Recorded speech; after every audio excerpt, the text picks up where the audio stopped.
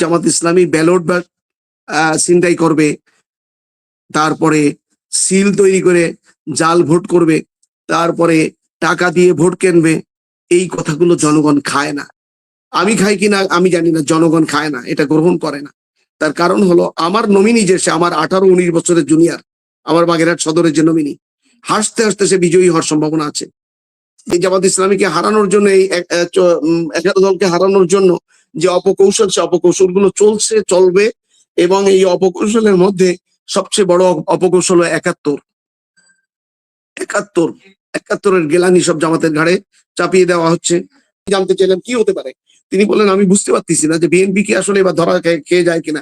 উনি নমিনেশন চান নাই এবং নির্বাচনও করছেন না। আমি ওনাদের সাথে উঠা বসা করি। তো ভাই, আল্লাহর ওয়াস্তে প্রতিপক্ষ যদি কোনো ভালো রেজাল্ট করে সেটা মেনে নেওয়ারও যেমন প্রবণতা আমাদের থাকা উচিত, আর আমরা যদি হেরেও যাই তাহলে এটাকেও মেনে নেওয়ার মতো মানসিকতা নিয়ে নির্বাচন করে। ইসলামী ছাত্র শিবির এদেশের অকুতোবাই সৈনিক, যাদের অসংখ্য ছেলেরা জীবন দিয়েছে, যাদের মেডিকেলে পড়া এমবিবিএস ডাক্তার দিনাজপুরে একটা ছেলেকে ধরে নিয়ে গেছে, তারপরে তার 2 চোখ উপর করে একটা এমবিবিএস ডাক্তার ছেলে ছাত্র শিবিরে ঢাকা মহানগরীর দায়িত্ব পালন করেছে। এই ঝিনাইদহে তার 12-13 দিন পরে তার গলিত পচিত পচা লাশ উদ্ধার করা হয়েছে। তখন বাধ্য হয়ে এই গুপ্ত পথ অবলম্বন করে, এটা আল হরবু খেদা যুদ্ধের একটা কৌশল তারা অবলম্বন করেছিলেন। আপনারা যারা এই হরবুন খেদা গুপ্ত যাদেরকে বলে আক্রান্ত করছেন, আপনারা যাদেরকে বট বাহিনী বলে আক্রান্ত করছেন, তারাই হলো বাংলাদেশের যোদ্ধা। তারাই হলো নির্বাচনে 5টি পাবলিক ইউনিভার্সিটিতে তারা বিজয়ী হয়েছে। আপনারা যতই বিতর্ক করেন না কেন, এই নির্বাচনগুলো 5টি ইউনিভার্সিটিতে যারা দায়িত্ব পালন করেছে প্রফেসররা, তারা সবাই আল্লাহি জামাত ইসলামী করে না, আল্লাহি বিএনপি করে না। এদের মধ্যে অনেকেই আছে কমিউনিস্ট আন্দোলন করে, বামপন্থী আন্দোলন করে, নাস্তিকবাদী আন্দোলন করে। এরকম ইউনিভার্সিটির টিচাররা এই নির্বাচন পরিচালনা করেছেন। অতএব এখানে যদি কোনো অনৈতিক ভোট কারচুপির মাধ্যমে তারা বিজয়ী হতো, তাহলে যে কোনো মত পদ্ধতিতে এটা কোনো প্রকাশ হয়ে যেত। আপনারা অপচেষ্টা করেছেন এটাকে কলঙ্কিত করার জন্য। অতএব আমার প্রশ্ন হলো, নুরুজ্জামান ভাই, আপনাকে সম্মানের সাথে প্রশ্ন করি, যদি বিএনপি বিজয়ী লাভ করে 200 সিট, 180 সিট, 170 সিট সরকার গঠন করে, আপনি দেখবেন শফিকুর রহমান সাহেব ফুলের মালা দিয়ে তাদেরকে মেনে নিবেন। কিন্তু যদি জামাত ইসলামী 155 সিট পায়, তাহলে কি বিএনপির স্থায়ী কমিটির একজনও বলবেন আগে যে যদি তারা বিজয়ী হয় তাহলে আমরা এটাকে ফুলের মালা দিয়ে বরণ করে নেব? সেই প্রবণতা, সেই বৈশিষ্ট্য আপনাদের মধ্যে আছে কি? আমার প্রশ্ন, আপনি জবাব দিবেন। এরপরে আরেকটু কথা বলে আমি শেষ করতে চাই। গুপ্ত শব্দের কথা জবাব দিয়েছি। আরেকটা কথা বলি, এটা অনেকেই সইতে পারবে না। চালুন আছে না, চালুন যেটা চাটনি, এই চাটনি যদি সুসের ছিদ্র খোঁজে, অনুসন্ধান করে, তাহলে এটা যেমন বেমানান যে এই দলটি অনৈতিকতার কারণে 7,000 কর্মী বাহিনীকে বহিষ্কার করে তাদেরকে আবার নির্বাচনের আগে বহিষ্কার আদেশ রহিত করেছে, মুলতবি করেছে, শেষ করে দিয়েছে। সেই দলটি জামাত ইসলামী ব্যালট বা ছিনতাই করবে, তারপরে সিল তৈরি করে জাল ভোট করবে, তারপরে টাকা দিয়ে ভোট কিনবে। এই কথাগুলো জনগণ খায় না। আমি খাই কিনা আমি জানি না, জনগণ খায় না, এটা গ্রহণ করে না। তার কারণ হলো আমার নমিনি যে সে আমার 18-19 বছরের জুনিয়র, আমার বাগেরহাট সদরের যে নমিনি, হাসতে হাসতে সে বিজয়ী হওয়ার সম্ভাবনা আছে। মাস্টার ডিগ্রি পাস, ছাত্র শিবিরের জেলা সেক্রেটারি ছিল। আমরা যেহেতু এই দলের এখন কাজ করছি, ঢাকা থেকে কচুয়া এবং ঢাকাবাসী এই 2 উপজেলার, তারা আমরা কালেকশন করে একটা মাইক্রো তাকে ভাড়া করে দিয়েছি। আর এই দল টাকা দিয়ে ভোট কালেকশন করবে, ভোট কিনবে? এটা বিশ্বাস করতে বলেন আমাকে, আমাদেরকে, এই জাতিকে? আর কত অপকৌশল করবেন? আর একটা কথা বলি, এটা অত্যন্ত বেদনাদায়ক কথা, তাই বলতে হচ্ছে। সমাজে এরকম কিছু চোর আছে যারা পকেট মার, চুরি করে, মোবাইল ছিনতাই করে জনগণের মধ্যে দৌড়ায় আর বলে চোর গেল, চোর গেল, চোর গেল, সামনে চোর দেখায়, কিন্তু সে নিজে চোর। আল্লাহর রাস্তে এই অপকৌশল করবেন না। জামাত ইসলামী প্রতিষ্ঠা হয়েছে 1941 সনে।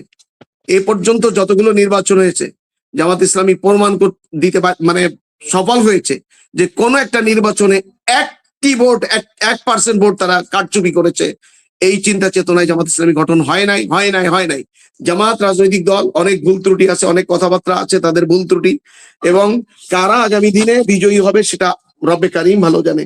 তবে আমার কাছে মনে হয়েছে যে বাংলাদেশের সাধারণ যে ভোটার 30 থেকে 32 ভাগ, এই ভোটারদের একটা সিংহভাগ ভোট জামাতের দিকে ঝুঁকে পড়েছে। কারণ বিএনপিকে 2 বার দেখেছে, আওয়ামী লীগের এই 15 বছর দেখলো, জাতীয় পার্টি দেখলো, এখন ইসলামী এই শক্তি, জামাত ইসলামী এই শক্তি, এবং তাদের সাথে এনসিপি সহ আরো কয়েকটা দল একত্রিত হয়েছে। এদেরকে দেখে নাই জনগণ, এদেরকে নির্বাচনে ক্ষমতায় দিতে চাচ্ছে সাধারণ ভোটাররা। আর দলীয় যারা, তারা তো বিএনপির সাথে আছে, দলীয় যারা তারা জামাতের সাথে আছে, দল যারা করে জাতীয় পার্টি তারা তাদের সাথে আছে, আওয়ামী লীগ যারা করে তাদের 20-22% তারাও আছে। এখন সামনের দিনে এই যে জামাত ইসলামীকে হারানোর জন্য, এই 11 দলকে হারানোর জন্য যে অপকৌশল, সে অপকৌশলগুলো চলবে, এবং এই অপকৌশলের মধ্যে সবচেয়ে বড় অপকৌশল 71-এর গেলানি সব জামাতের ঘাড়ে চাপিয়ে দেওয়া হচ্ছে। তখন জামাত ইসলামী রোকন কয়জন ছিল? স্বাধীনতা যুদ্ধের সময় কয়জন কর্মী ছিল? তখন জামাত ইসলামী থেকে মুসলিম লীগ বড় দল ছিল, নিজাম ইসলামী বড় দল ছিল। জামাত ইসলামী হাঁটি হাঁটি পা করে এই পর্যন্ত যে এতদূর এগিয়েছে, এটা মূলত আদর্শের লড়াই করে এতদূর এগিয়েছে। বিশ্বাস করুন, আদর্শের লড়াই করে এতদূর এগিয়েছে। জামাত ইসলামী যারা করে তারা মানে কোটিপতি অনেকেই না, হাজারের ভিতরে 1-2 জন থাকতে পারে, কিন্তু উচ্চশিক্ষিত। কিন্তু জামাত ভোটের দিক থেকে এগিয়ে থাকলেও জামাতের নির্বাচনী, আমি 1 মিনিটে শেষ করি ভাই, জামাত নির্বাচনী কলা কৌশলে জামাত অনেক দুর্বল, এবং জামাতের নমিনিরা অনেক উচ্চশিক্ষিত, ডিগ্রিধারী, কিন্তু তারা সমাজে অনেক প্রভাবশালী ব্যক্তি না।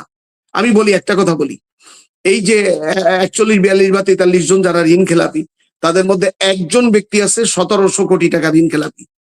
তা 1700 কোটি টাকা যে ব্যাংকের টাকা যার কাছে থাকে, ওই ব্যক্তি আপনি খোঁজ নিয়ে দেখেন, বিগত দিনে তার প্রত্যেক মাসে বন্ধুদের নিয়ে পকেট খরচ আছে 2 থেকে 3 লাখ টাকা। আর সেইখানে যিনি নমিনি জামাত ইসলামীর, তিনি 1 মাসে তার পকেট খরচ বন্ধুদের নিয়ে চা আড্ডায় খরচ করেছে হয়তো সর্বোচ্চ 5 থেকে 6 হাজার টাকা। তাহলে সামাজিকভাবে তারা তো প্রভাবশালী না, তারা দুর্বল। শিক্ষায় যত উচ্চশিক্ষিত, নামের আগে ব্যারিস্টার হোক, নামের আগে ডক্টর হোক, নামের আগে প্রফেসর হোক, এ থাকলে কি হবে? অতএব এই ক্ষেত্রে জামাত ইসলামী পিছিয়ে আছে। এই জন্য আগামী নির্বাচন এখনো পর্যন্ত বলা যাচ্ছে না যে কারা এগিয়ে থাকবে।